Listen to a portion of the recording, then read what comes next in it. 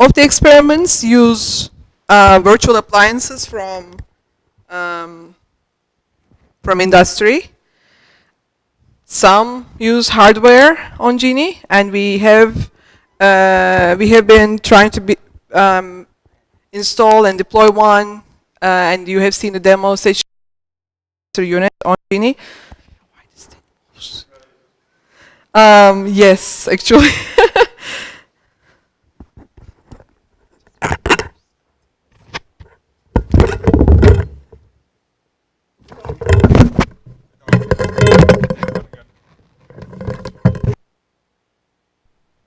Okay, good, much better.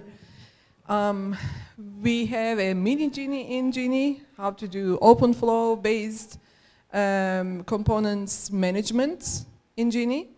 And we have some upcoming experiments we're thinking about to utilize Genie's management plane for network complexity analysis.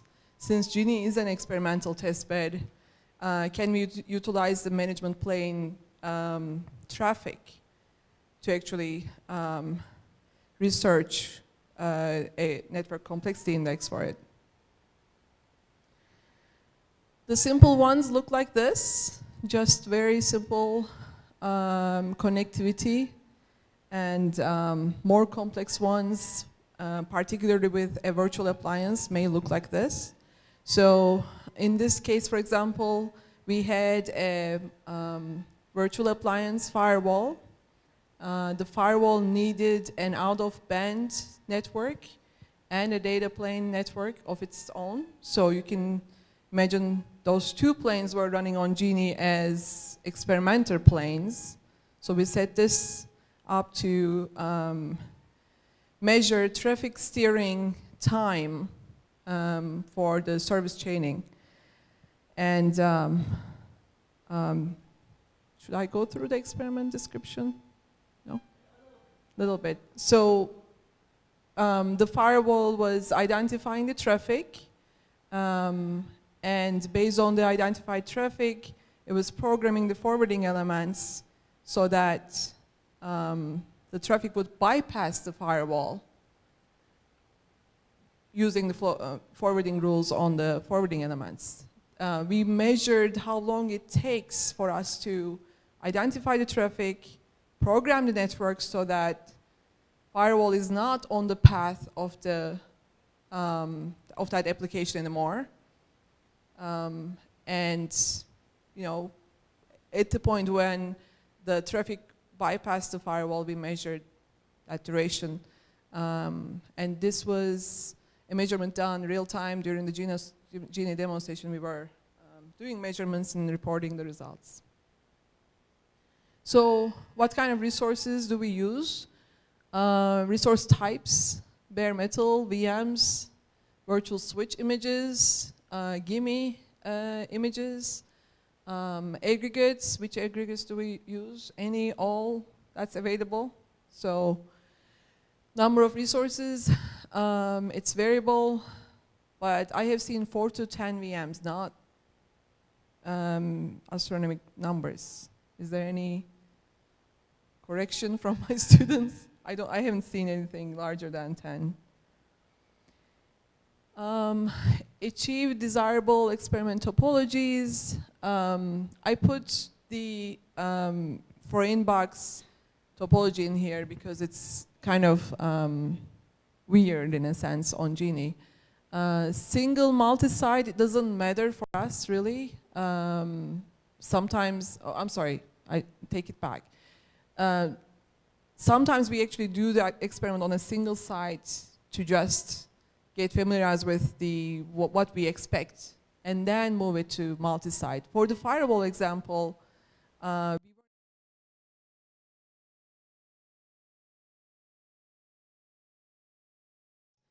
WAN deployment with the firewall, for example. So single site was okay for that. But for the network complexity index or other experiments, we expect the multi-site. For example, for inbox installation, we had to go to the UFH Genie rack and ExoGenie guys helped us identify where we're going to connect the extra unit, which is the NPU Dell switch shown in this figure. And it's a physical isolated connection between two nodes on the rack to pass the traffic through this box. So another example is the distributed switch experiment. You guys asked me issues and problems that we have encountered. This one issue that we didn't expect, we should have expected, but we didn't expect was the underlay network configuration interfered with our experiment in an unexpected way. Meaning we were trying to bring down our software switches intentionally and then trying to see if a next software switch would take over. And that was the distributed switch idea. When we brought it down, we didn't think about what the underlay network doing at that time, because the hosts were still continuing to send traffic. The actual physical switch that was handling that traffic was taking over, and that just, but we have had lots of discussions with Nikki and we clarified that, but the way GENIC gives us resources, we never think about the underlay network, so I wanted to just tell this community about that. Experimenter tools. I think we use a lot of tools, but I was in another session where they were talking about the tools, but many of the tools that we haven't explored even, there are many tools I'm guessing. So we mainly use Flag, Flux, and NavWiki so far. So some sample topologies on them. Problem solutions, mailing lists are wonderful.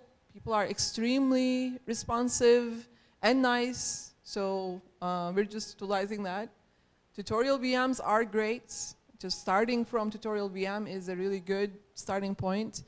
But when a tool has too much capability, it creates a steep learning curve, and it's hard to stick with using the tool. So the reason you need to take my comment with a grain of salt, because my students are master's students and I would like them to finish their master's project or thesis within 2 semesters. Usually they come on my door a year before they are going to graduate, a year meaning 2 semesters. So if the learning of the tool takes them 3 months, that's not a good thing.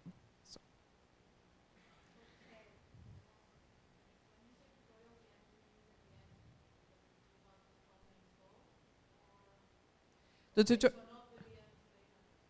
images are great too. I should have, actually it's inside here. Yeah, both. Yeah. The images are great too, and that's in here. Issues, suggestions, and documentation. So I just kind of put them all in here. Of course, everybody wants the number of PC resources to be increased. Is there a way we can automatically deallocate resources? That has been a comment from my students. I'm not sure. What do you guys mean by that?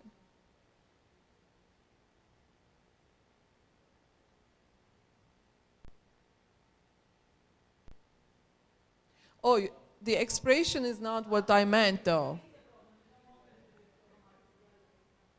Oh, no, yeah, that shouldn't have been there. Okay, sorry. I think I meant option to delete a slice.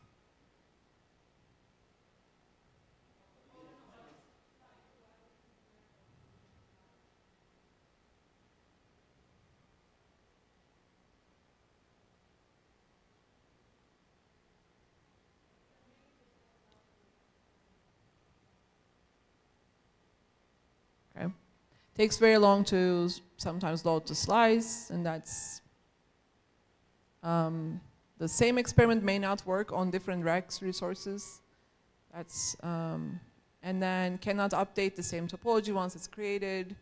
And usually the user needs to know the complete idea of the setup images prior to setting up the topology. Oh, sorry.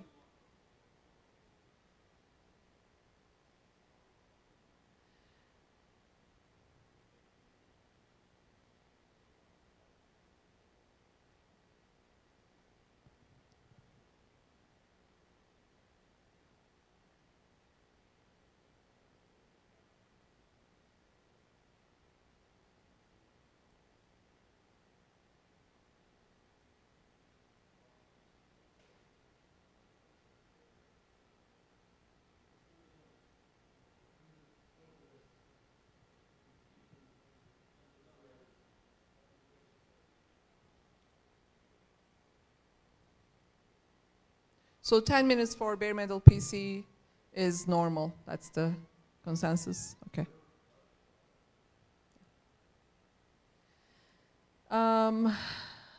Option to delete the slice, better GUI for flag, and that's ongoing work, I guess. Expression time is too short.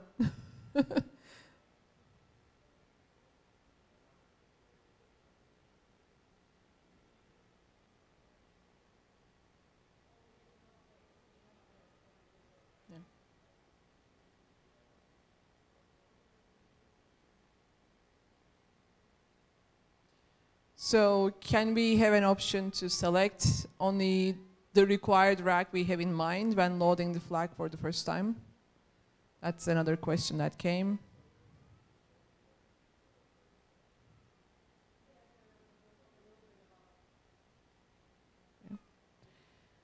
One comment from my students was every rack should have the Ubuntu 12.0 for LTS OS. For the documentation part, can we have visual aids and screenshots for each tutorial or to help understand better? And can we have frequently asked questions tallied up from the mailing list so that we can prevent the duplicate effort?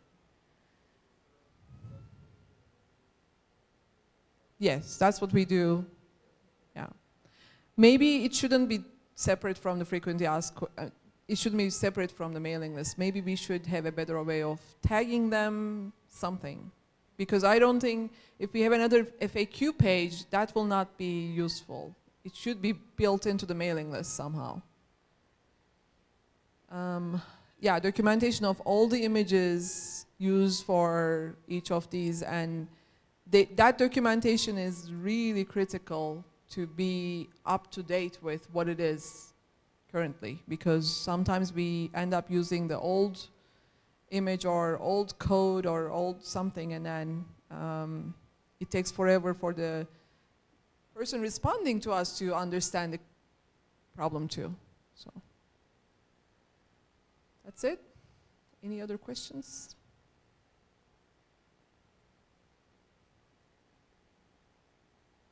Any comments from you to my group? Stop pestering us in the mailing list.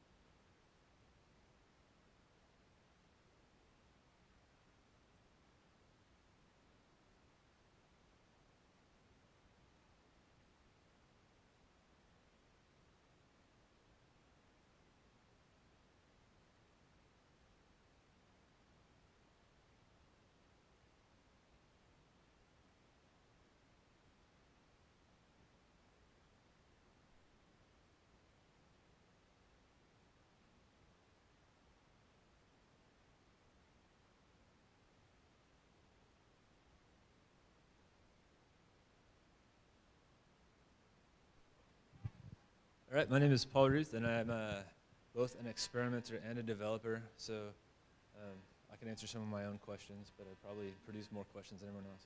So I work mostly on ExoGenie, but we have a science shakedown, the Genie Science Shakedown project, in which we're acting as experimenters as well. So what is the Genie Science Shakedown? Like, what is the motivation for it? First, what we're doing is trying to answer these questions. Can Genie technologies be used to do science applications? So thus far, they've been computer science applications with, mostly focused on networking. We want to run physics and chemistry and a bunch of other things like that on it. And then, of course, they can be used to run these science applications, but because they weren't really designed with that in mind, they're probably not going to do that well out of the box. So our goal is to figure out what the benefits and limitations are, and then as developers fix them. So that's kind of the purpose of this project. The personnel on the project are myself and Anirban, who's back there, as well as 2 domain scientists from RINSI. Jeff Tilson is a computational chemist, and Brian Blanton is I don't know what you call him, storm surge modeling is what he does. So he does some weather-related things. And they're working with us. So the goals are to apply the Genie experimental workflow to these domain science applications and evaluate 2 important things. One, like how well does the Genie infrastructure perform? Like how fast can these scientists get Genie to go? And especially with the networking aspects of Genie, which is the part that's done exceptionally well, and the part that they don't have access to when they use their sort of traditional computational infrastructure that they use. So how fast can they go? What can they do to use the Genie networking stuff better? And then also, how easy is it for them to use? It's interesting working with domain scientists to figure out what that means, how easy is easy, and what things they glom onto as the most important part of your system. It's usually not what you want it to be. So that's interesting. And then we're going to provide feedback to the Rack developers and hopefully build a tool to make the domain scientists be able to use Genie a little bit better. And as a bonus goal, we intend to attract more domain scientists to use Genie, and hopefully some of them like what we provide in Genie and go off to their traditional infrastructures and ask for features that look like Genie, and then we've affected change in the world, right? So the 2 applications that we are focusing on for this project, one of them is a computational genomics project or application. It is a computational workflow. It uses Pegasus and Condor. It transfers a whole lot of data between the nodes of its workflow. It does something called implicit iteration, which basically means that at any stage in the workflow that you don't know how many computational nodes you're going to need until the previous step, which is an interesting problem to have and a problem that clouds and Genie can help solve. It's been run on the Open Science Grid and scales to thousands of tasks. If you ask me what it actually does, I'm not really sure. To me, it's just an application that runs in a workflow, moves a lot of data around, and that's what I'm trying to make run faster. The other application is one you might not think would work well on Genie, and it's probably going to take some work to make it work at all in Genie. But it's a storm surge model, and it's an MPI application, which you would usually think of as running in tightly coupled, dedicated computational clusters. And that's probably where it's going to run best, but we want to see what Genie can do with it. This particular one, we know it scales really far, or well past what Genie can handle, because it has been run on tens of thousands of MPI processes on big dedicated hardware. We're not going to be able to do that, but we're going to see what we can do with it. So the purpose of the talk is, I guess, to share my experiences trying to run these things over the last few months. It's only been a few months. So tell you what we've accomplished so far, what we've learned so far, some initial ideas of where we might go, and to answer any of your questions, if anyone else is thinking about doing something similar, I've done a few things, and I might be able to help you get further. So what have we done so far? So we have the AdCirc application running on ExoGenie. Of course, this is, I helped develop ExoGenie, so making things work on ExoGenie is much easier for me than InstaGenie. So don't walk away thinking ExoGenie is easier to work with here. It's just I know what's going on under the covers. We have some preliminary results for running AdCirc on some ExoGenie nodes, and we have ported the AdCirc image into InstaGenie and attempted to make it run. And a lot of Ezra's help and these stores help, made this work. However, we're having issues where there's some, InstaGenie wants some tools installed to be installed in your image when it gets there, and the EC2 importing functionality doesn't install all of them. It installs many of them, but not all of them. This is making it so I can't use a file system I can't have my file system be big enough, which means since these applications have a lot of data involved with them, I can't even store my data in the image, let alone compute on it. This is just because no one's tried it before. Someone needs to, Leah's told me all he's got to do is modify the EC2 importer to make this work. But just so you know, if you try it and it doesn't work, this may be why, and the fix may be on its way. We need to get back to working on that. The Motif network application, we have it partially running on ExoGenie, and I haven't attempted to do it on InstaGenie. I figured I'd get the first one working first, and then know a process, and then do the second one right after that. So what have I learned so far? Okay, so from talking to the domain science guys that want to run this, the hardest part for them in all of their systems they use is to get the architecture, the operating system, the libraries, and user accounts all right. Genie does some of those things. It doesn't do all of them. I'll get to that in a little bit. So they want a suitable environment to run in. They want suitable resources. So they, of course, you ask a domain scientist how many resources they want, and they're going to say all of them. And so that's their answer. So what we need to do is give them enough that they don't complain too much and can get some of the work done that they want to do. We also noticed, and this is becoming apparent as we make things work, that performance isolation is a big deal when it comes to virtualization. And we're running these science applications next to each other on the same hosts, and they don't run very fast when somebody else is running something as well. And we need to do a better job of that. And we'll see. So 3 months into the project, I can say the Genie racks aren't quite ready. The networking part is really good, but the edge resources are kind of a second thought, and that's really what I mean, we knew that. That's why we're doing this. Trying to figure out how to make the VMs and the storage and all that stuff work better. So a little bit more on the suitable environment. I found that scientists like performance. They love simplicity. So if you ask them what they would really like is one virtual machine image that has everything in it and will run everywhere. They want it to run on their desktop, their laptop, they want it on Genie, on EC2, and everything. They don't want to port anything ever. That's what they want.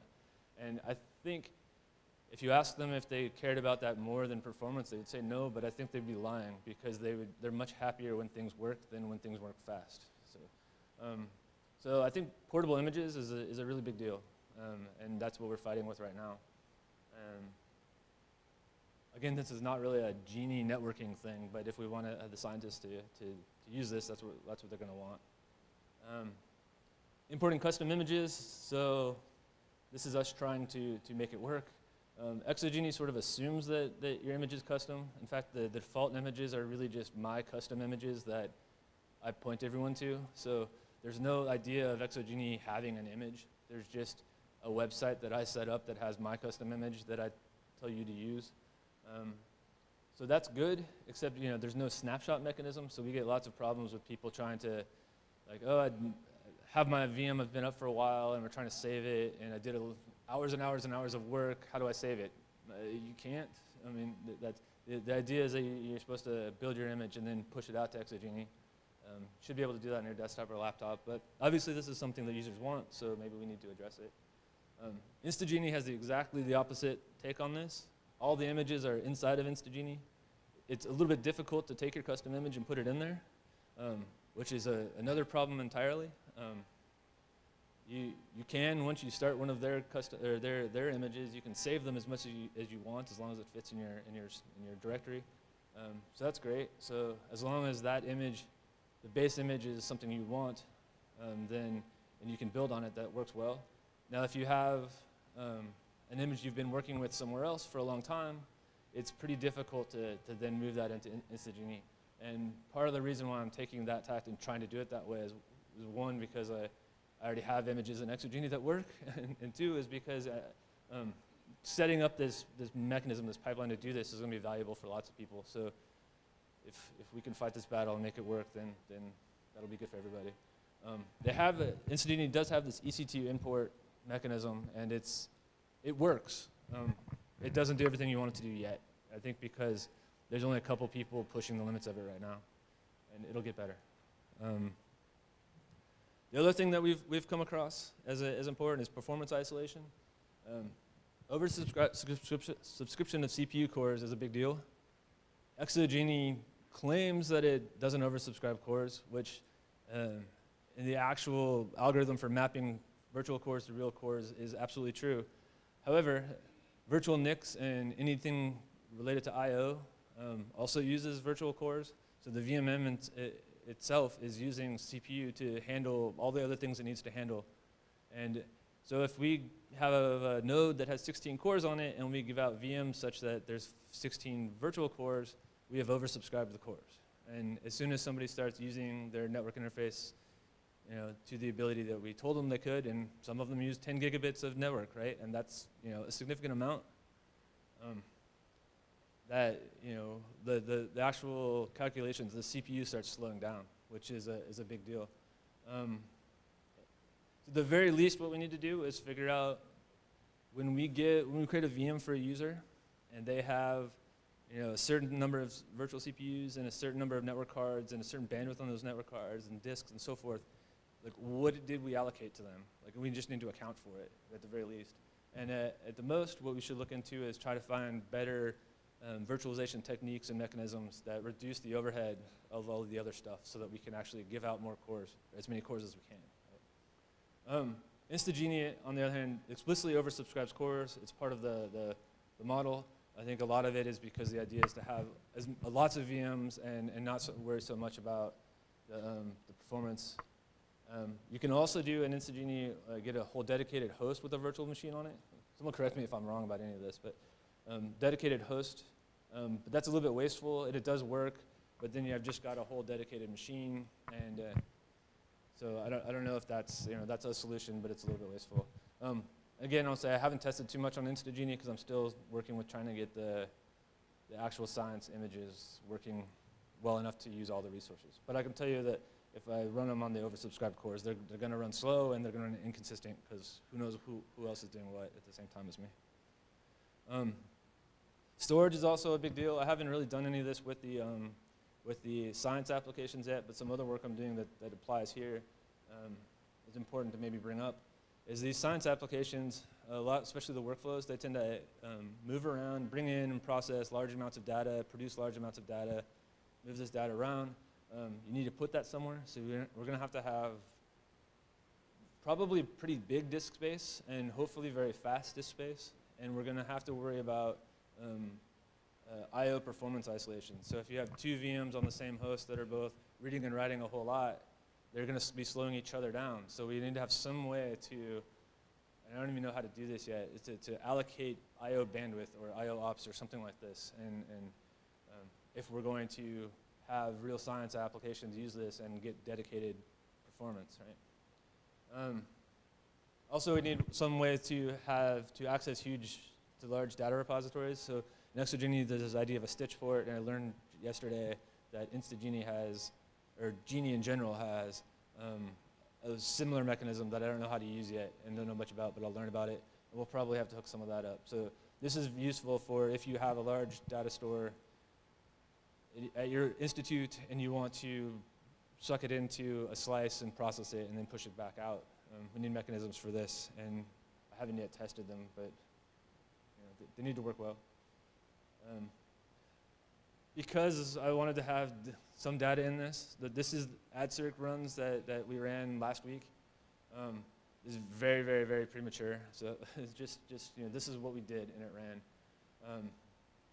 So this is just AdCirc running on GENIConference with 4 processors per VM, 8 processors per VM, 16 processors per wait, that's not right. Like all VMs, yes. Yeah. Yes, yeah. And then we changed the amount of bandwidth we gave to the network. Oh, so I should probably show you what. I got so many hands here. Um,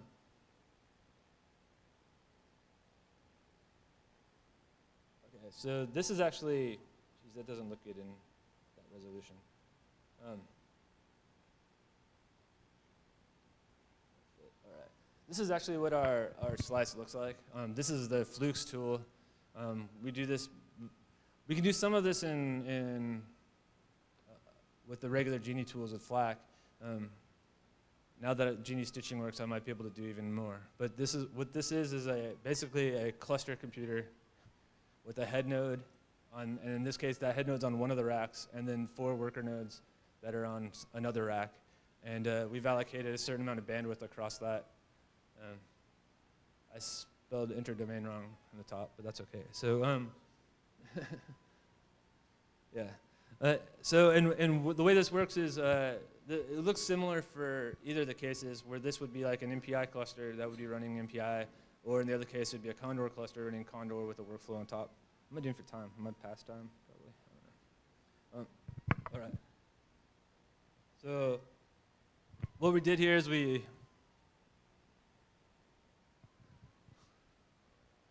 ran it a few times with different amounts of bandwidth on the slice, on the network. And in the first case, it was 900 megabits per second. And there was an intradomain, so that was everything on one rack. The second one was 500 megabits, all in one rack. And the last one was 500 megabits, and that was between 2 racks. And I suspect it was RENCI and BBN, because those are the 2 we usually use. The interesting thing about this is that the green one, which is the interdomain one, is obviously slower, because it's spread out between 2 racks, and which means that the latency is higher.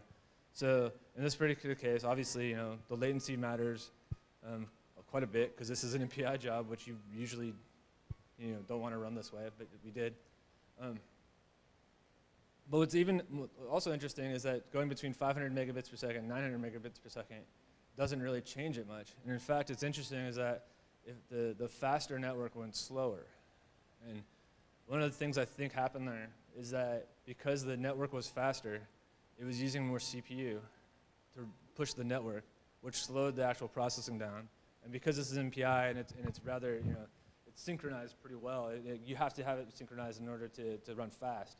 The synchronization got out of whack because some cores were running slower than others, and the network was making this happen, and it was kind of a mess. So it's not too bad a penalty, but you can imagine scaling up, and the difference is going to scale up as well.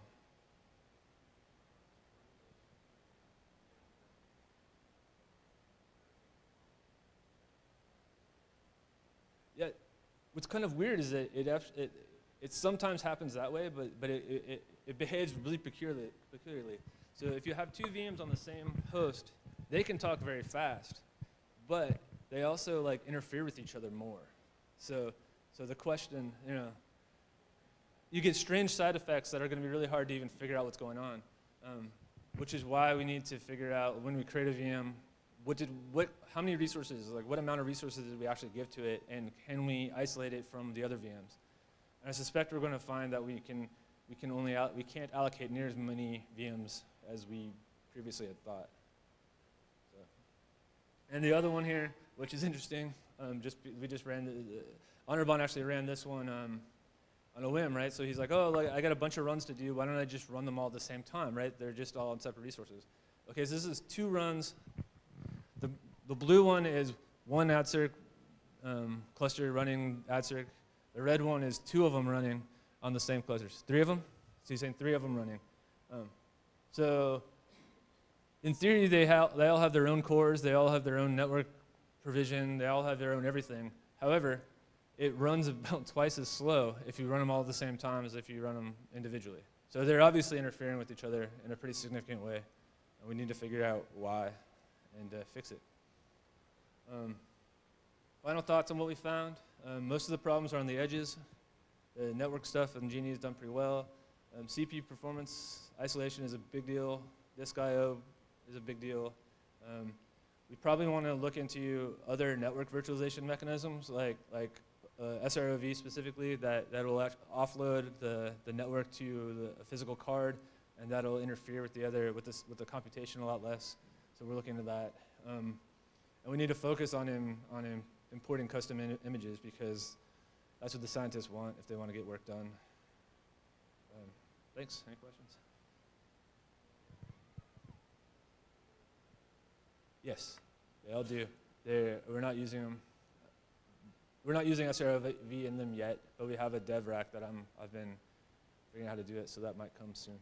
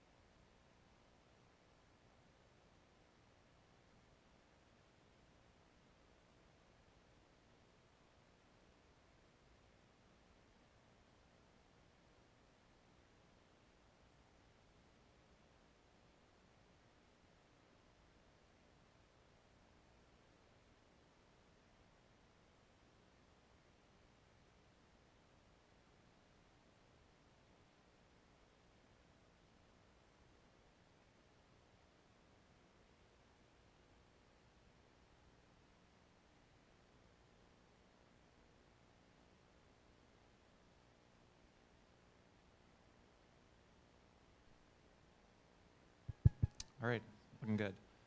All right, so my name's Ezra Kissel from Indiana University. I'll talk a little bit, of course, about our shakedown experiment and some of the experiences we've had. I incorporated feedback from the grad student who's been working with me, Ame. He's been really great, just spending a couple months getting up to speed with Genie, and has really been able to make a lot of progress with this experiment. So what is our project doing? It is essentially a Dropbox for Genie. So you can think of it as a distributed dynamic data storage and movement service. And we want to run this as a long-running Genie experiment. And just like Dropbox, the idea is that you have clients that can upload and download files into the experiment, and they just need a file handle that then allows the experiment itself to retrieve the contents of the file that may be distributed over a bunch of resources.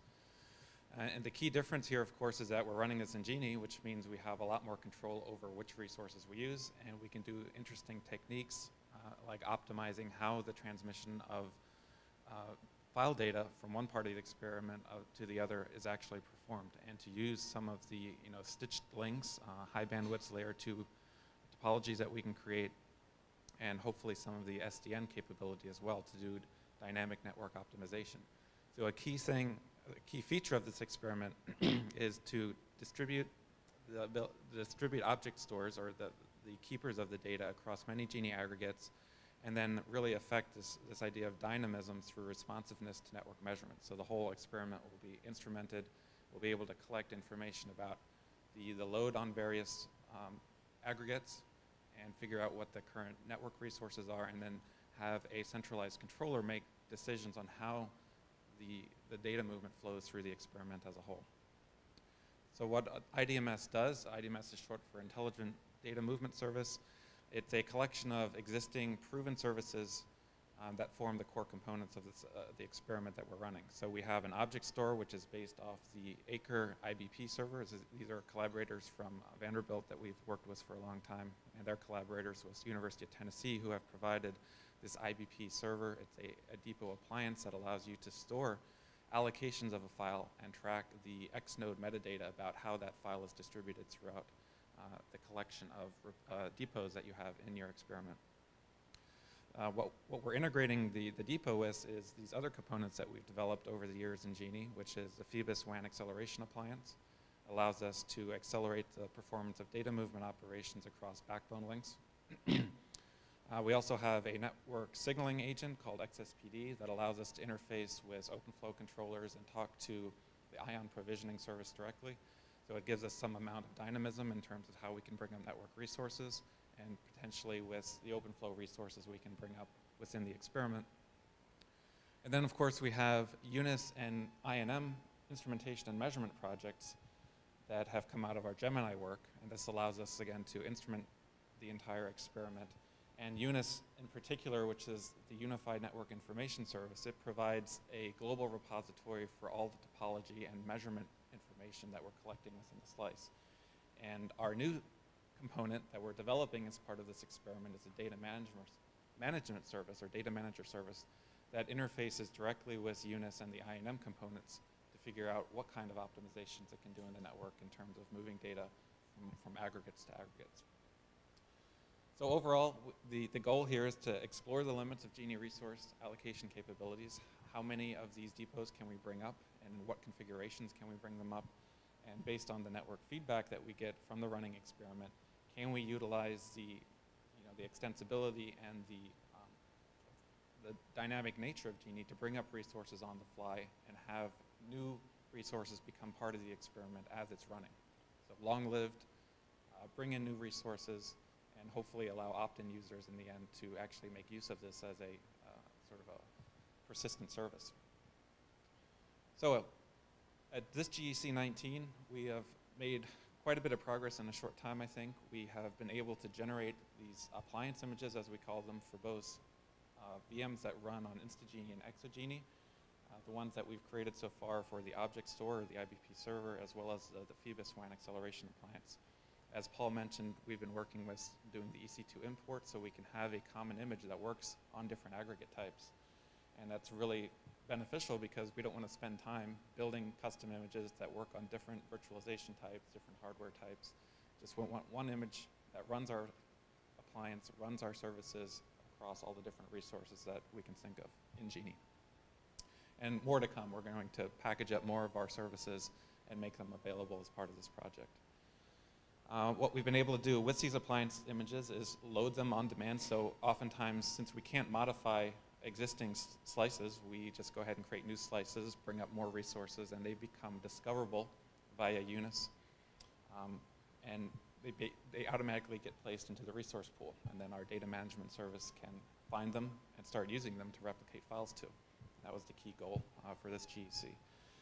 We've also been able to fully instrument the experiment that we're running. So we've taken parts of our Gemini INM system, be able to install our measurement collector, and use a new instance of a global UNIS to keep track of all the resources, of course, and have a monitoring dashboard so we can track, what is the current utilization of a given depot running in a certain aggregate, what is the network utilization over the links that we have configured. And we've started developing a prototype data manager service, or DMS, and Ame has been great taking a leading role in this. He's developed heuristics for doing data distribution based on the measurements that we see and the known topology that we collect. We have scripts that sort of automatically discover the new resources and instrument them, make them part of the data pool, and then the DMS can start applying these heuristics to move data depending on utilization and the network capabilities that we see. So right now it does, it actively moves data and prioritizes underutilized storage resources so we can have a more balanced distribution of data in the network. And the nice thing is that you can actually use this experiment as it exists today. We have existing clients that can push and pull data in and out of the experiment, so it's nice. So what have we actually used? It's sort of clear we've used both InstaGenie and ExoGenie VMs extensively. We've been more or less focused on bringing up small collections of VMs across various aggregates and just making them part of the pool. That's just trying to increase the number that we can support. Right now, we've really been limited to maybe 10 or 15 nodes per experiment. And as I note here, I think it's easy to add more nodes, but doing so in an intelligent manner and bringing the underlying data plane connections up has been the more challenging part of this. So it's easy to bring up VMs, use the local LAN configuration and stitching where possible, but in the end, we're often resorting to using these sliver islands where we have to rely on the control plane interfaces to interconnect our experiment. But the DMS has enough logic, since it has full topological information in UNIS. It can figure out whether or not two adjacent nodes can use data plane interfaces, or whether or not they need to use control plane interfaces to talk to each other. So we have some flexibility there. And as I mentioned, we've used the GENI-INM components. We extensively use both Omni and FLAC to build our topologies and to realize slivers in our experiment, and those tools have been great. What we want to bring in the near future is, what I try to do at the last minute before the GEC19 is bring up the Proto-GENI backbone nodes and put our Phoebus WAN appliance on those. And it would be great, you know, I plan to follow up with Lee and the guys at Proto-GENI to get those nodes working with our recent images. And that will allow us to make hopefully a much better impact, or have a much better impact on how much data we can move over certain backbone links. And then of course we want to be able to do multi-point stitching, so we can actually build some of these more complex topologies that have layer 2 paths between them and start utilizing those dedicated links. All right, so what are the challenges? Some of the challenges that we faced are that aggregates can be inconsistent, and we've noticed that a lot across InstaGenie aggregates, because we used a lot more InstaGenie for some of our initial experiments. And we noticed that in some cases, control interface at various aggregates were doing port filtering on the control interfaces. That limited our ability to run services on non-standard ports. All we could do is SSH to them, and that was kind of a pain, but we got around that. Some of the aggregates still have a bit of VM clock skew that throws off our measurements. So the hypervisor is not, you know, syncing the guest VMs correctly. But you know, those things can be managed, but it would be nice if that was very consistent across all the different aggregates at this point. And then we also ran into some slice sliver expiration mismatches where, you know, I think in the stitching cases, we would bring up a stitch slice between an ExoGenie resource and an InstaGenie resource, and one of the aggregates got the slice expiration time and the other one got a default expiration time. And then one side die unless we renewed it. So small things like that just need to be made, people need to be made aware of them so they don't lose part of their experiment when they don't mean to. And it would be nice if we could get consistent notifications at least. Even if the slice expires within 6 hours, just send a quick email, because that's really helpful. That's all you need to quickly do a renew sliver. So one thing Ame mentioned, the grad student working on this project, is that he had a difficult time initially grasping the differences between ExoGenie and InstaGenie, because, you know, one runs NukaD, one runs TMCC, one does NAT, one has running SSH on non-standard ports. So it might be useful to have a quick tutorial that just iterates the differences between how the various nodes are brought up on the different aggregates. That would be useful.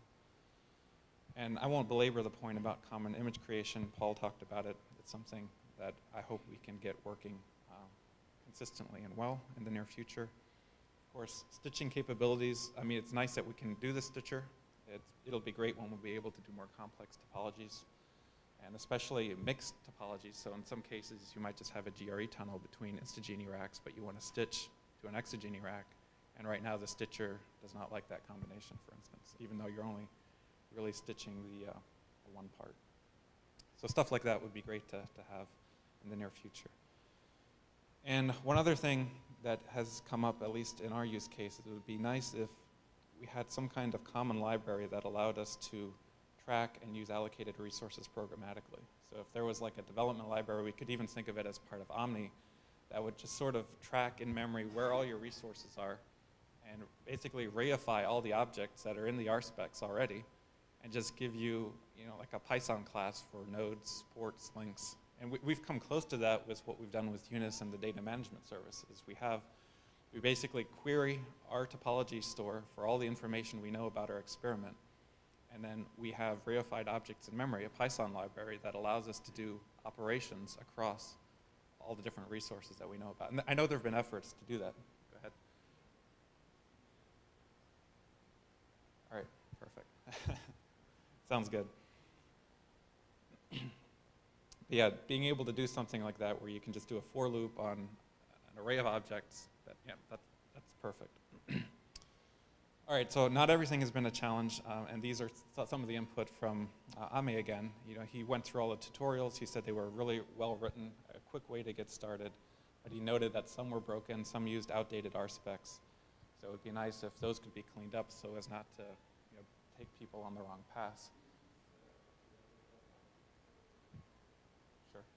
Yeah, I'll have him compile a list of things. I hope he remembers at least. And of course, I think we're all aware that the community is really helpful. All the mailing lists are very responsive and friendly. I mean, I can submit a question, get a response within a few minutes, so that's a nice feature of the Genie community. And I think, basic resources, just bringing up VMs as a whole, has improved greatly. You can actually allocate lots of resources, and the tools have come a long way in supporting, being able to understand what you have and getting the status of those resources as they come up. All right, so that's pretty much it. I have some contact information here. We are tracking our progress on the Genie wiki page, so I have a list of the images that I'm keeping updated. People can use them if they'd like, and go through the steps that we use to actually create the custom images and so forth. And I just want to thank our colleagues at UTK and Acre for their use and continuing support of the IBP components that we're using in IDMS. And then again, thanks to the GPO and the entire Genie community for supporting this experimentation. Thanks.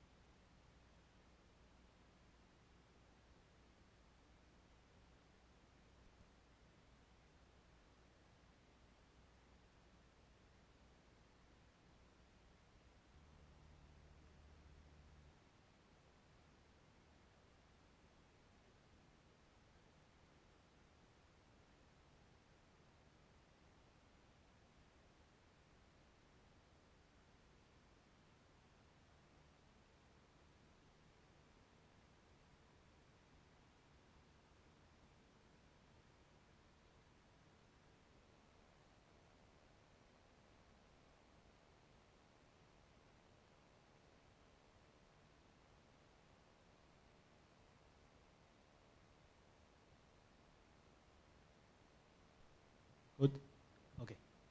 Hello, everyone. I'm Yuefeng from Boston University, and today I'm going to talk about our Proto-RENA experiment over Genie. So this is a joint work with Abraham Mata and Nabil Akata. So this is the outline of my talk. So I'll skip this. So first, RENA is a recursive inter-network architecture. So it's a new network architecture based on the principle that networking is inter-process communication. And or IPC. So by IPC, we mean IPC process. And the collection of IPC process with shared state is called a distributed IPC facility. So DIF is the layer that provides communication services for applications. And in RENA, we separate the mechanism and the policies. So DIF can use the same mechanism, but they can try different policies. And RENA provides better security, mobility support, and manageability. So Proto-RENA is our prototype of the RENA architecture. And it is a user space prototype.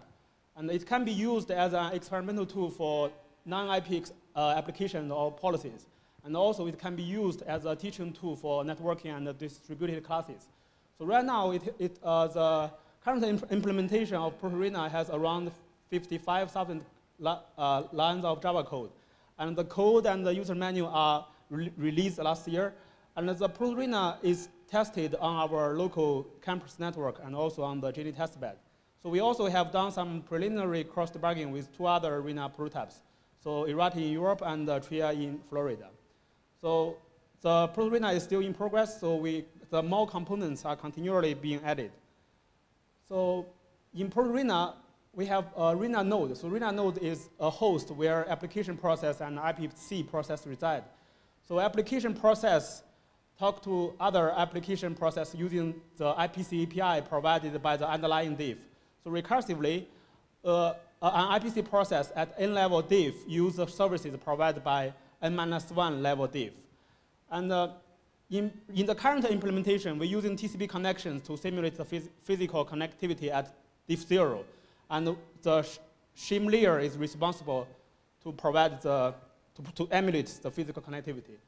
So a set of distributed application process cooperating to perform a certain function is called a DAF, distributed application facility. So this DAF can provide the services such as communication services or weather forecast services, or any user-defined services. And the diff is a specific DAF whose job is only to provide IPC for applications or higher-level IPC processes.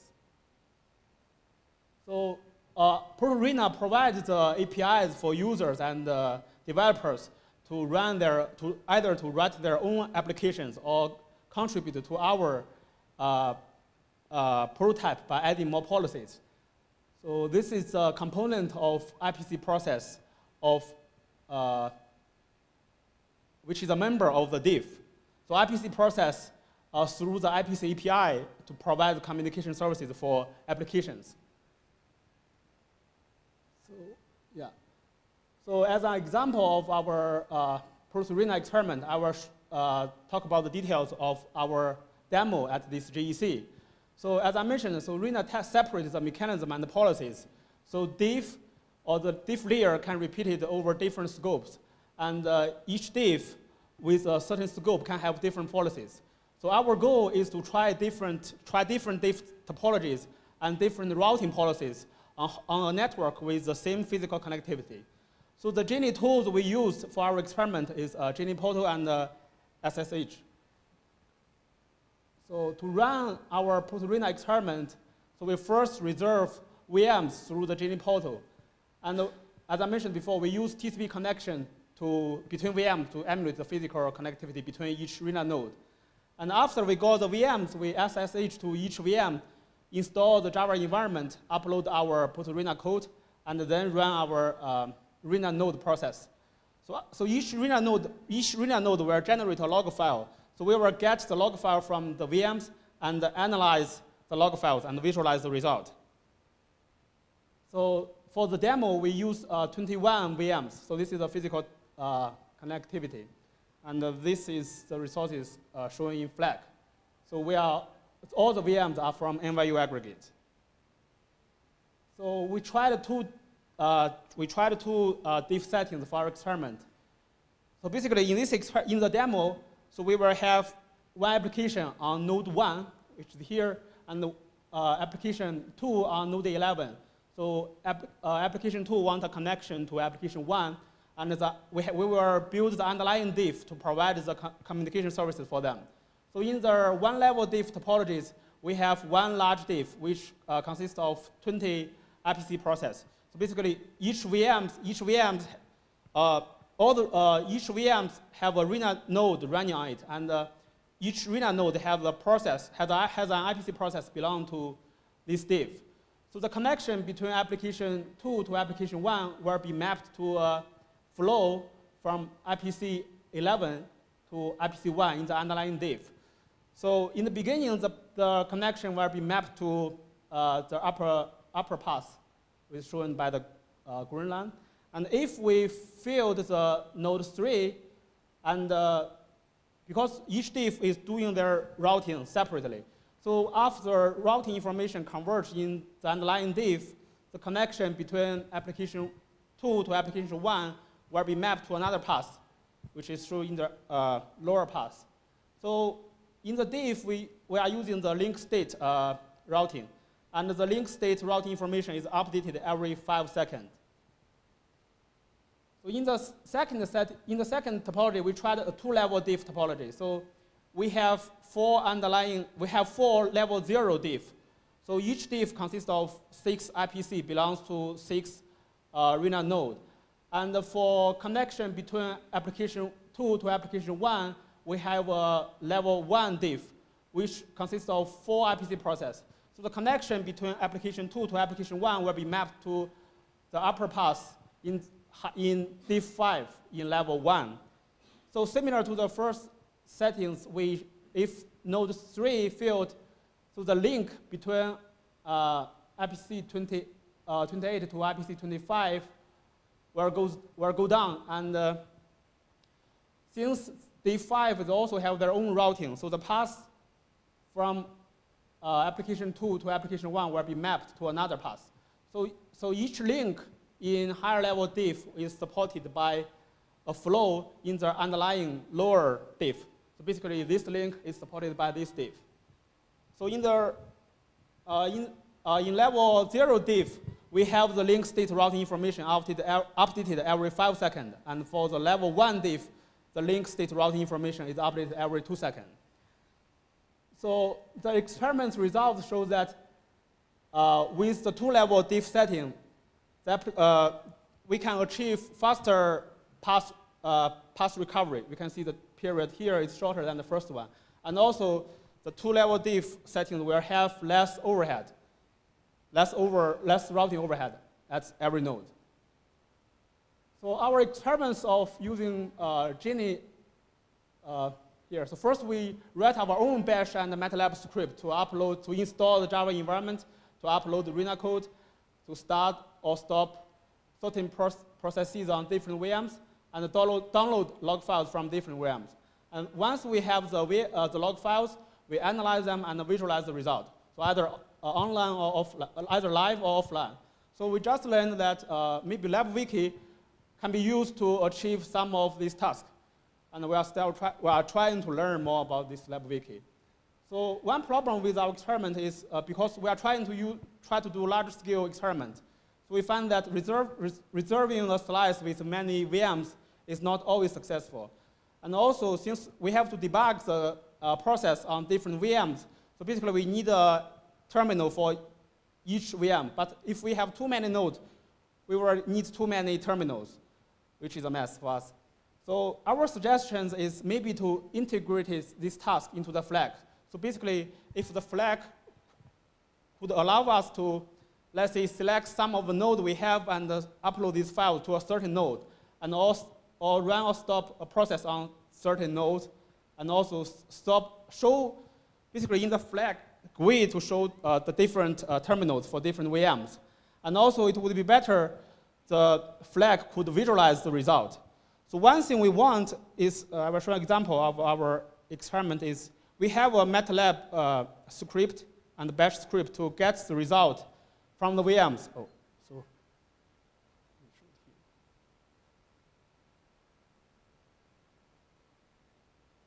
So this shows the routing overhead at node 1 in the one-level diff topology.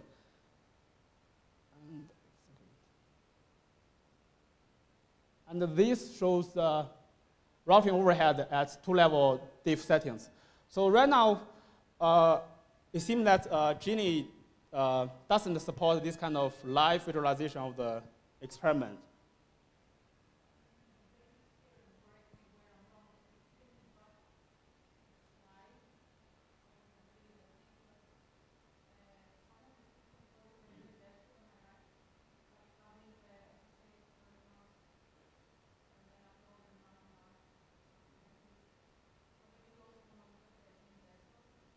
We tried Genie desktop, but it's like some of the slides can only be opened in flag. Is there any, can only open, so there's a button there that shows we can only open in flag, not in Genie desktop. So is it because of different aggregate doesn't support all Genie?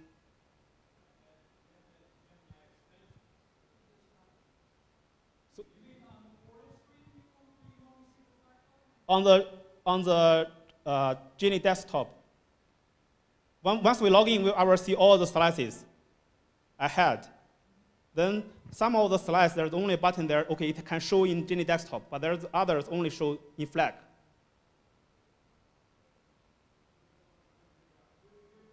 Not Genie portal. I think I logged into, basically after I go to portal, for example, there's slide for slides, I press the Genie desktop. It comes up with the Genie. Then over there, there's different buttons for different slides. So okay, but I look at the tutorial for the Genie desktop, and it will show some traffic, but I didn't see it. Maybe it's because of the browser or different.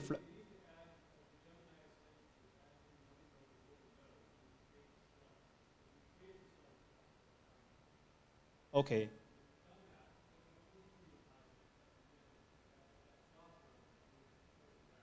Okay. Okay. So, but the thing is, like for us, we don't want to see all the traffic between two VMs. We want to see particular message between two VMs. So right now we have our own log file and analyze them. So can Genie Desktop do that? Basically, for example, we specify which parameter we want to measure.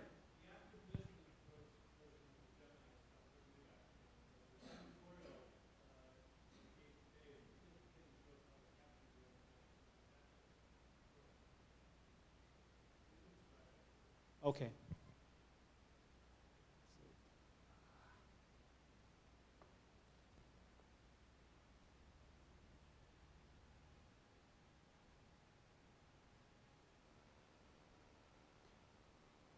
So our future work is to have a larger scale RENA experiment for performance.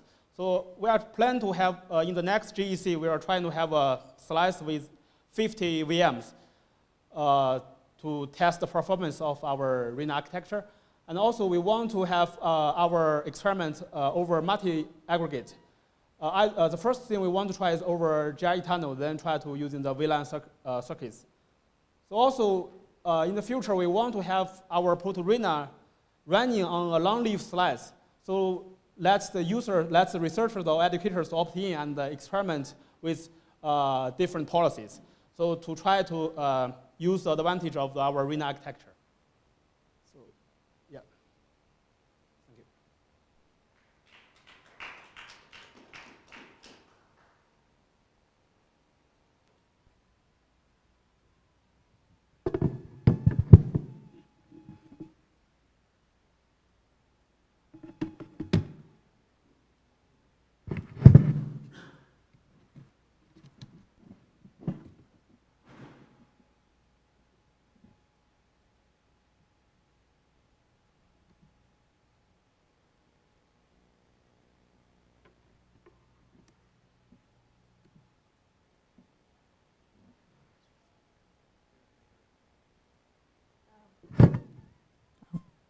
Hi, I'm Aditi Ghag. I'm a student at Georgia Tech, and I've been working with Dr. Russ Clark and Dr. Mustafa Amar on the SDN Video Traffic Orchestrator project.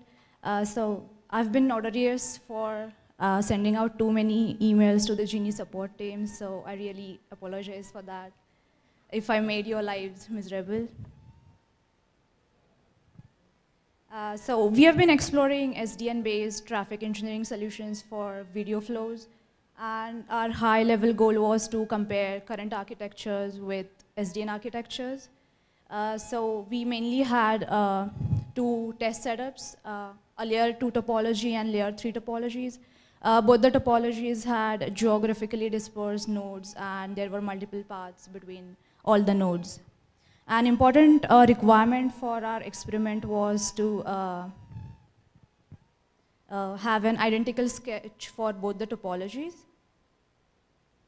So this is a microcosm of the real-world topology, and on the left is what we started with, on the right, what we got. I still haven't been able to get all the resources, so I'm still hopeful. Nikki, are you listening?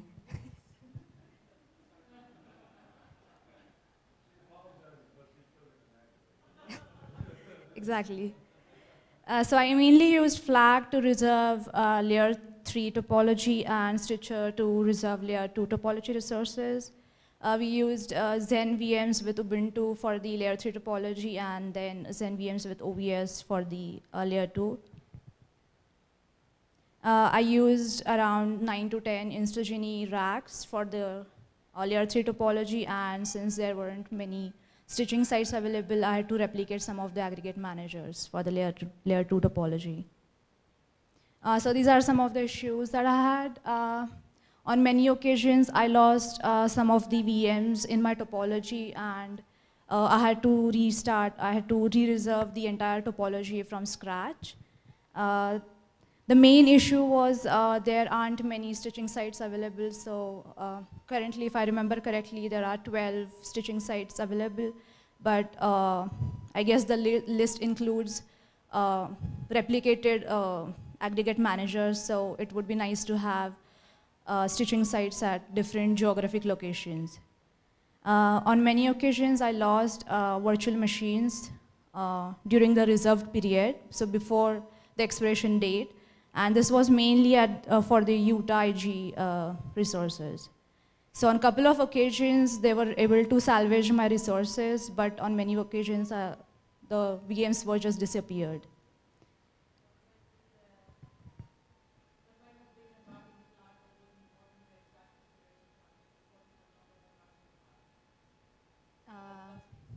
Okay, cool. There were many issues with the stitching service, especially in last month or so. So earlier there were problems where the stitching service wasn't trying out all the VLANs and just trying the same VLANs and failing every time. But I guess this issue was fixed, and later on there were some issues at the Internet to ION manager. Many of the times my request failed because there was too much contention at some of the aggregate managers, and because the aggregate managers were overloaded, I couldn't get the required number of virtual machines at those particular aggregate managers. Utah IG, I think we can extend the reservation period by not by more than 4 days at a time. I think in the last month, Lay indicated that Utah IG is not a production rack, it's a development rack. So if I had known that beforehand, I would have used some other rack. I guess I should have confirmed that with you all first. Yes, that was a limitation too, yeah. Right. Okay. So these are some of the suggestions. The stitching service could become more stable. It would be nice to have more stitching sites available. So stitching facility available at different geographic locations. So the current list includes stitching sites at a couple of sites at Utah, so Utah IG and then Utah PG, and also at GPO, I guess. So the main reason I had to revise my layer 2 topology was because I was not able to get all the resources in the topology because my topology had multiple paths. So I was advised to simplify my topology, and when I did, I was able to get some of the resources. Okay. It would be nice to get the available capacity at each and every aggregate manager so that we can reserve resources at aggregate managers which are not overloaded. So in the last week, I think Nick had sent out an email indicating the number of VMs at each and every aggregate manager, and that really helped. So I was planning on reserving resources at GPO aggregate manager, but I switched because of your email, so thanks to that.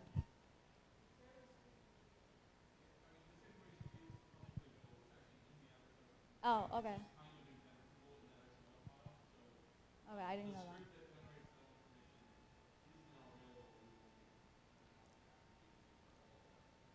Cool. So I don't know if this is a feasible solution, but I'm sort of comparing this with layer 3 topology. So whenever I'm reserving resources in layer 3 topology, even if I don't get one of the resources from my topology, the entire request doesn't fail. But in layer 2 topology, even if I fail to get one of the virtual machines, the entire request fails and it deletes the existing reservation. So is it a feasible solution to support partially reserved topologies?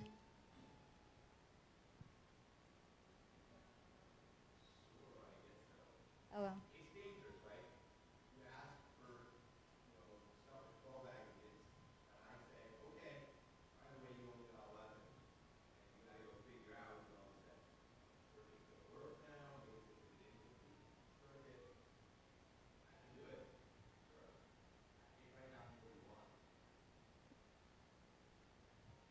I mean, if you know the entire topology,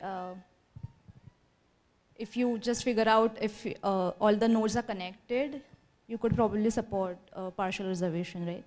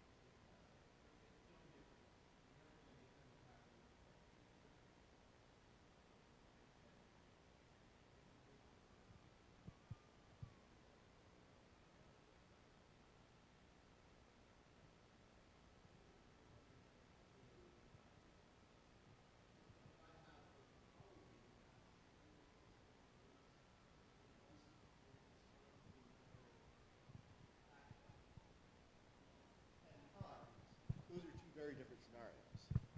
Right, you very much are, yes, there's a big difference between your end-to-end topology working, which is like U1 circuit, versus the 7 regional circuits across, potentially, circuits that strung together, and one of them is a pair. Yeah, and I mean, if you're trying to string across, if you're trying to create like one LAN with 5 or 7 different, you know, endpoints in it, right? Then, you know, or spans, you know, 3 or 4 different, you know, then if any one of them fails, it's all going to fail, and that's just it. I mean, we can do a little bit better if you've got 10 different LANs that all have, you know, some cross aggregates, and one of the aggregates fails. That gives you a little bit better of a scenario, potentially, in terms of error correction.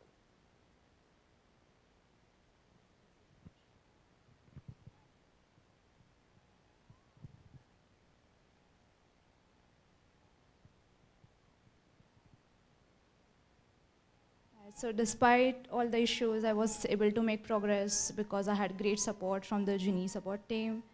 So I really appreciate the support. Special thanks to Nikki for helping me get started, and thanks to Aaron and Louis for helping me resolve the issues with staging service. All right, thank you.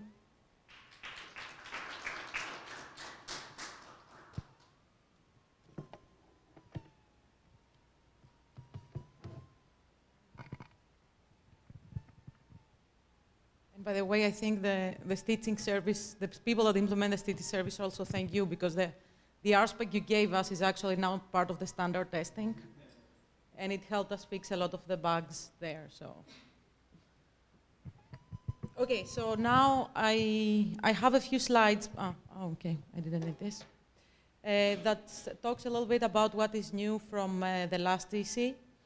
And this is, I apologize because this is probably mostly things that I know of. It probably doesn't represent everything that is new in GENI in general, so please, the developers that are in the room, if there are more stuff that I left out, you know, please complete. And these were from feedback we got in the last GEC, and we asked for some changes to be made, so this is just an update based on that. One of the things that is new is the new clearing house API, which for the experimenter, since it's on the back end, you probably don't care that much. But the things that you care about is that now it supports a list of members of a slice.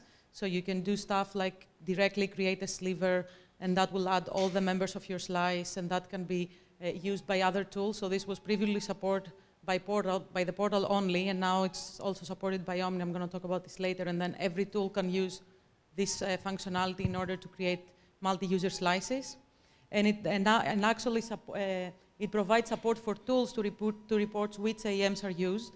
This probably, as we grow in terms of RAC, you probably have seen this problem, both in FLAC that takes a long time to load, because now we have 51 aggregates that needs to load and get advertisement RSpecs, and in the portal. And now you probably in the portal, when you try to act on all the AMs, you will see a warning says, are you really sure you want to do that? This will take a long time. So by adding this capability, we can start having the tools to try and limit the AMs that show you, and only show you the AMs that where you actually care about, where you have resources that you might want to renew or delete.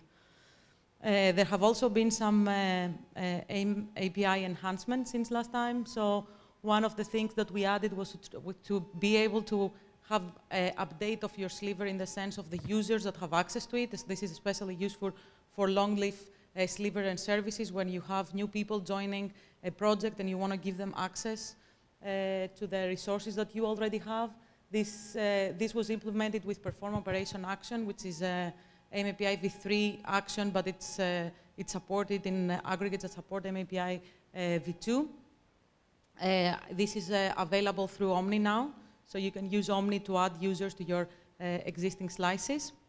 We also asked the as long as possible, and this is basically because many people were running to the problem that I've heard many people complain today, where their sliver expired and they didn't know. And before, when you try to renew your resources, let's say at Utah, that only gives you 5 days compared to months, at other aggregates, you would fail and not renew your resources, which probably means you were going to lose them. Now, if you use the as long as possible, what will happen is you will still fail because Utah won't give you resources for a month, but you would at least extend it to the maximum period that they support, so you will at least get the extra 5 days with one renewal instead of having to parse the error message that says exceeded maximum time and this is the maximum time. And this is already integrated in the portal. Another MAPI enhancement that we used last time, and this is kind of a trick and a way to work around the fact that we still don't have update and we're still not at MAPI before. This is the sharing of a VLAN. So basically, if you create a slice that has 2 VMs, and this is important, it shouldn't be a trivial VM, so it shouldn't be between 2 VMs on the same host. It actually has to be between VMs that are on different hosts, physical hosts, so the link goes actually through the data plane switch on the aggregate. Then you can actually share this VLAN using perform operation action again, and then you can bring up another slice and actually add more VMs to the same VLAN, and that is a way to increase, to grow your topology. And this is useful in 2 cases. One is whether you want to increase your topology, and the other is whether you want to have, like the RINA people just said, bring up a slice, leave it as a long-lived service, and have people use the capabilities that you have. So it's a way to expose your service to other users. Now, also before, a little bit before GEC, there was a new version of GCF, and GCF might not mean a lot to most of you, but this is the package that includes Omni and Stitcher. There is a new executables available for Mac and Windows, so this, we hope that it will make easier the problem that Denise was talking in the beginning, that you need to get the tutorial VM from the previous GEC because it has everything installed. Hopefully this will make it easier to install the tools on everyone's laptop, and we don't need any more of these VMs to go around. And there also, it has support for many of the features that I talked about, the new clearinghouse API and the new aggregate manager API, so it supports the as long as possible option. You can now, when you do create Sliver through Omni, it will add all the users by default that you have on your slice. It will create accounts for all of them. It has this new flag that has the -- use slice aggregates. So if the way you created your resources, if you create it through the portal or through Omni, and the aggregates that you use were reported to the clearinghouse, then you can use this flag, and you can, for example, delete all the resources, or even more useful, renew the resources at all the aggregates so that you don't forget something and then you lose your resources. It supports the sharing of a VLAN through the perform operation action and the unsharing, and there's some how-to pages about how you can take advantage of all this, and the links are here. Now, some of the portal enhancements. So now, Renew Sliver in the portal does the ALAP by default. So before it was a little bit tricky, because when you failed in Utah, you didn't really know that you failed, and if you didn't really see the error, then you wouldn't even know. You had to guess what is the maximum time. Now, at least your slice will be renewed for 5 days. And also another feature that we asked for was to actually be able to upload an RSpec directly from where you reserve your resources, so you don't have to actually first upload it to the portal and then choose it from the list, which was like a 5-6 step process. So if you're creating a new RSpec, this is a really easy way to debug it, because you do your reservation. If you fail, you fix it, you go again, and you do it. Now, some of the INM enhancements. So in LabWiki, there are many more INM enhancements. I'm just reporting here of things that actually are visible to the end user more.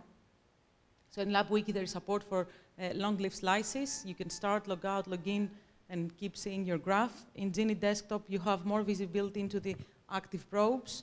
So from the web UI, you can actually go and see the active measurements that are running, and it has better graph management. And they both support monitoring of stitched slices. And this is only what is new. So for example, I know that Genie Desktop probably supported long-lived slices before. This is not a list, a complete list of all the capabilities. It's just of what is new. Now, other general things that I know of, I know that Flux now can create slices in the Genie clearinghouse, so you can see the slices you created in the portal in Flux, and vice versa. If you create a slice in Flux, then you can open it up in the portal and see it there. There is a new kernel of OVS image that runs in Ubuntu 12.04 that is available if you want to run with OVS switches. I know that ExoGenie already had one from the previous GEC. And there is a new community mailing list, so if you're not already a member of, I think most of the people here are already members, but if you're not, then it's a good source both to ask questions, and if you search the archives, many of your questions will probably be answered there. And I don't know if I missed anything in things that are new and available to experimenters.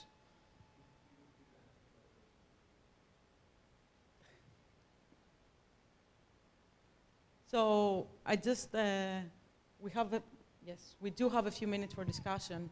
One thing that I noticed as a common theme was that people, and I think probably everyone complained about it, that in the presentation, was the fact that people's slices and resources expired when they didn't expect it to. I mean, I understand that we need to have limits. We cannot have infinite reservations because we will eventually run out of resources because people are not good in cleaning up after their experiment is done. But I'm wondering whether it's something we can do in the tools or something that, so that people are aware exactly of what are the different expiration times, and it's easy for them to see it so that they don't forget.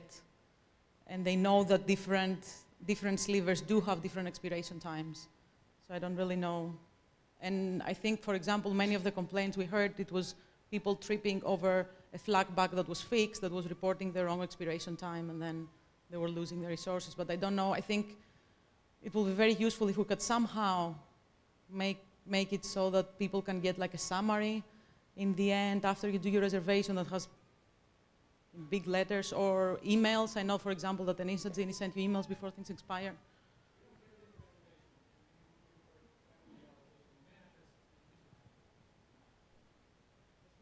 Only the sliver status export.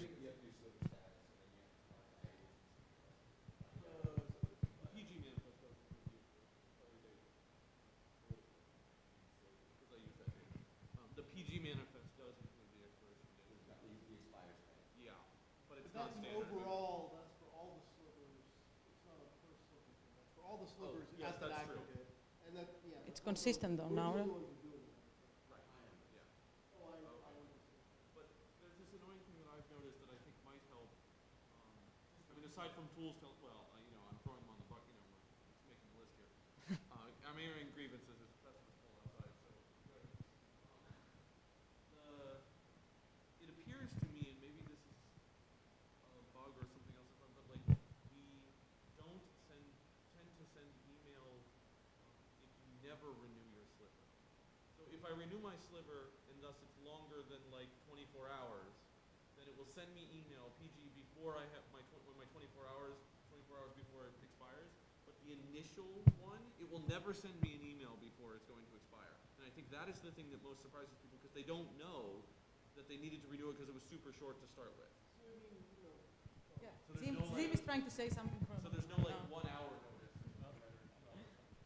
So being users and having run into this problem ourselves, we built this into the Genie desktop because we finally got sick of it. And so in the Genie desktop, it now actually lists both your slice and your sliver expiry time. And we have a button on the Genie desktop that says auto renew for me, and it will keep renewing for you, particularly for the short-lived ones. Now, if you've got something that's going to go for 7 days and you're not going to pay any attention, then you still get the email. That's your only warning. But well, unless you want to leave your browser open for 7 days. But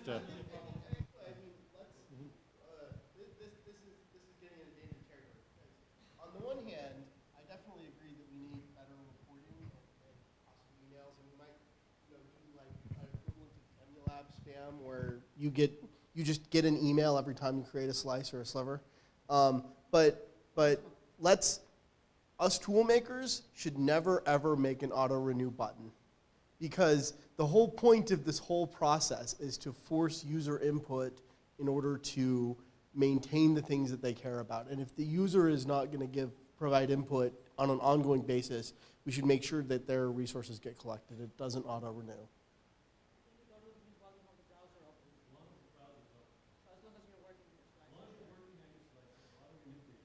You don't know how long I keep my browser tabs open. but I mean, yeah.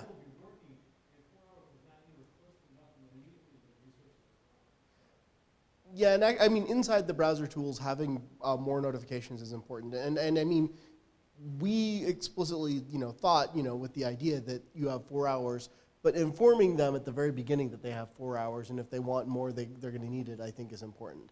But I think that I mean, if you have the auto renew, it should pop up after 12 hours or pop up after, a certain amount of time. Like, oh yeah.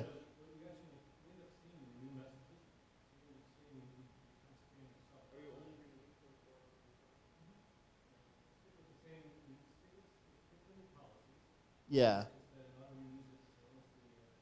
Yeah, and I guess I am much more happy about providing timely notifications in an automatic way than taking action on behalf of the users in a timely way, because in this particular instance, you know, in some ways we are the enemy of the users because the user wants our resources and we don't want to give them our resources.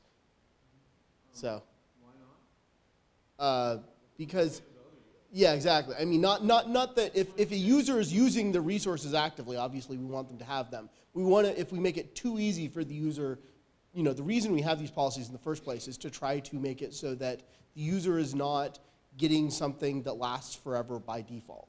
And I realize that that's not what your tool does yet, but I want to make sure we're not moving in that direction. And that's fair enough. Yeah.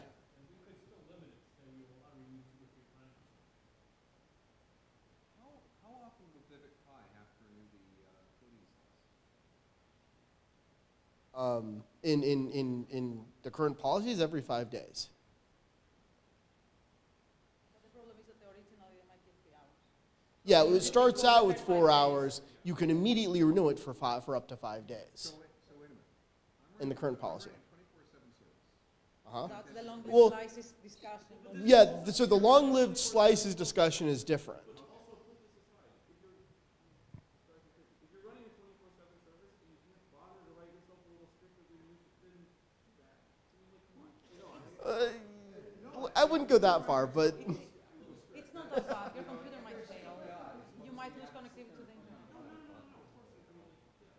You can automate the process. It's like, if you're devoted to providing a 24/7 service to other experimenters, I think you should sort of take the, it's not so bad that the onus is on you to make sure that you have a thing that renews your slivers. Yeah, I'd actually probably have several things that renews the slivers, renewing them in different spots. But if there are many people wanting that, we should have it, you know, it's not one person. the real thing is that if you're going to have a long-lived sliver, then you need to follow a different process than the people who just want something for an hour or something for a day. And the different process should not be, I'm going to write my own script. The different process should be, I'm going to, you know, talk with the administrators and get a slice that actually lasts for 6 months or whatever. And I mean, that's the real thing. And then you actually, then you're assured that we're not going to, you know, just decide one day to stop allowing you to renew because you're pounding our servers every 4 hours and you've been using this raw PC for a year.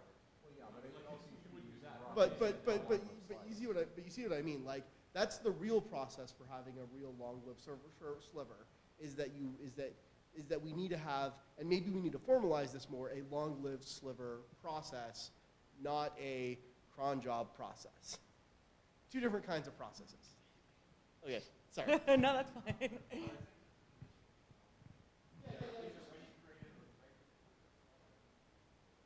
Yeah. Right now is that the Instagram racks, the ones that I use the most, they don't, if you don't ever renew it, then you never ever get an email that it's going to expire. Yeah, and that's something that maybe we can and should fix. The slice is swappable.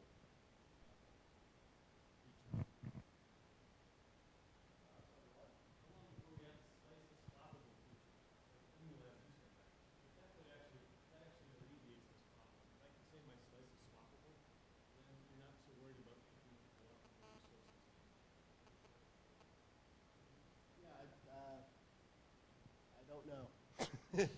So, I mean, the thing is, sending off an email is in some sense relatively easy, right? We already have a system in place to send an email to give you a reminder when you're 1 day or less. But, so adding an extra email to this process is easy. But in terms of, you know, a bit that administrators can look at and, you know, deciding what our policy is going to be, I would have to talk.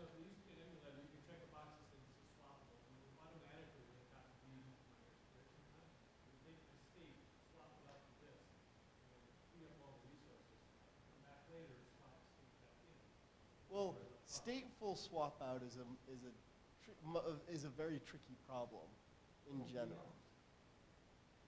Yes, but we're running distributed VMs. Between aggregates? Yeah, and between aggregates, and so I mean the question, I mean, so at some level we could do this, right? But the question is figuring out what level is appropriate given the federated nature of ProtoTool and Genie generally. And I know that we've published papers about stateful swap out and stuff, but publishing papers about them implies that it's a harder problem than I can dispose of here. But I mean, I don't know the state of that code, and I don't know the state of the policy that we would want to enforce.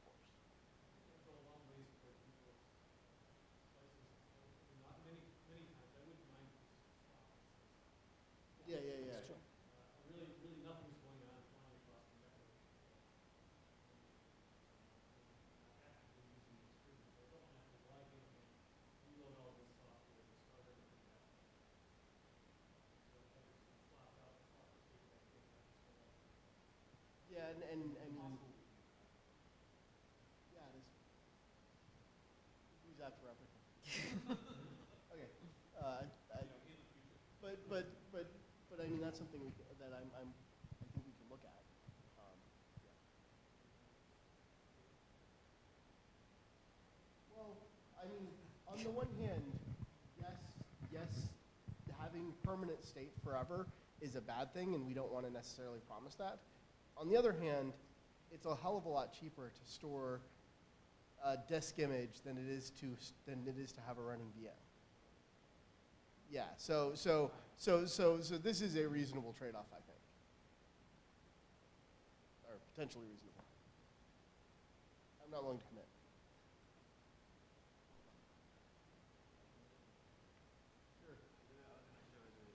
But there was a second question, so I did mentioned that so Genie stitching is good and it should be used and tested. But anyone who wants to do experiments now, ExoGenie's been able to do that since day one. And recently, like as of, I don't know when it was, fall, we added a multi-point, so you can have a VLAN that includes, I think, up to 5 different racks on one VLAN, and it works. So, you know, but you use Genie stitching too because it needs to be broken so it can be fixed, right? So, and if anyone wants to, I can show you how to do.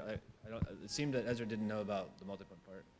A question or something you said made me think that. So I was going to show you anyway.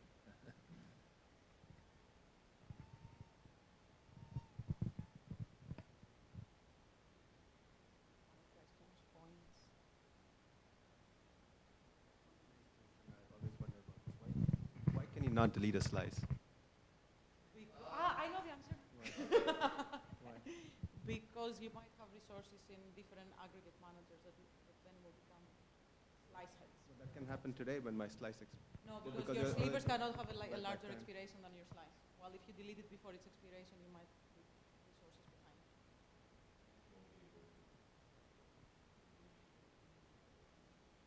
If I deleted my slice, I don't want those resources anyway. Till they Oh, no, but I expire. mean, Then you can- a tool could potentially do that because it can first go delete sliver in all the possible AMs it knows about and then delete the slice. But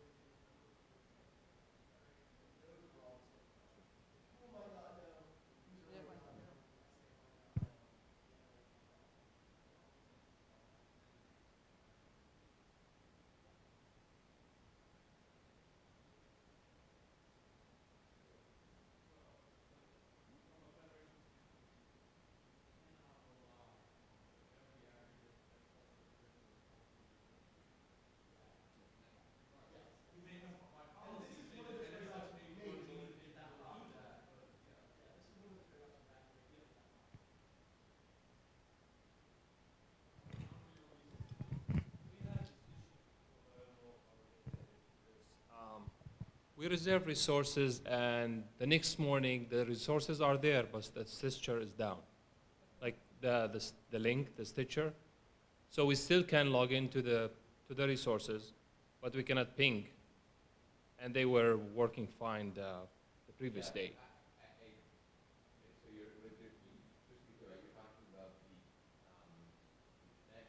Yeah.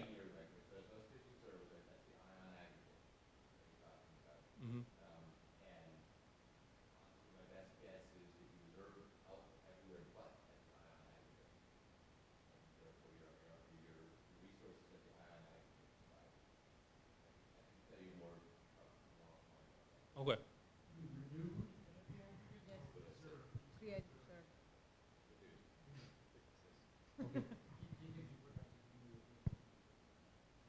So you have, so the aggregate is the little piece in between the transits or packets, right?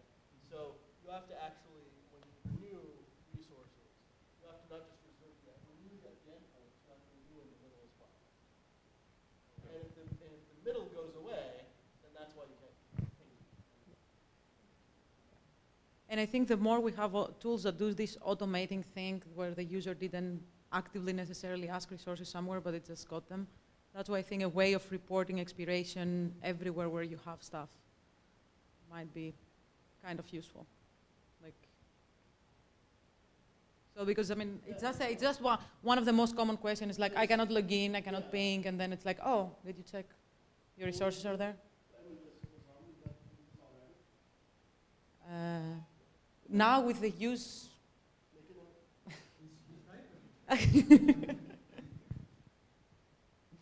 I mean, would it make it easier for tool developers if the expired field is always on the manifest for all aggregates, or it doesn't really make a difference?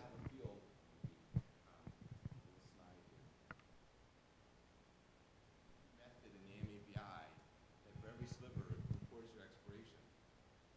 You do, and that's API v3. Okay.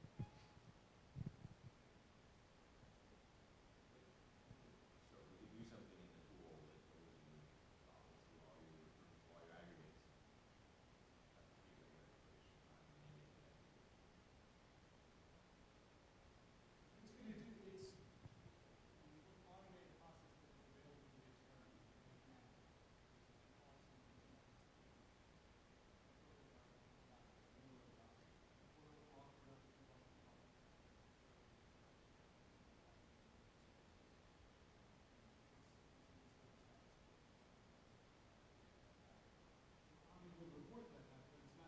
that expiration time in the API v3.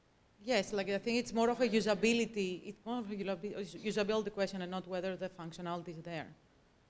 It's more that people are tripping over this because they don't. We give you another, the experiment is another thing which if they remember to do it, if they're solving something, if they look carefully, then they'll notice that they've actually removed it. Yes.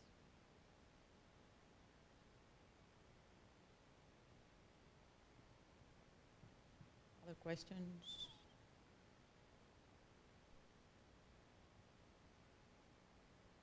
Cool. Thank you very, very much all for coming. I think that was a very useful session. And I guess we'll have like a little bit of an early break, 10 minutes earlier. Yes, your slides. Can I help? Yes, email is fine. Or you can upload them directly to the wiki either way. Doesn't matter.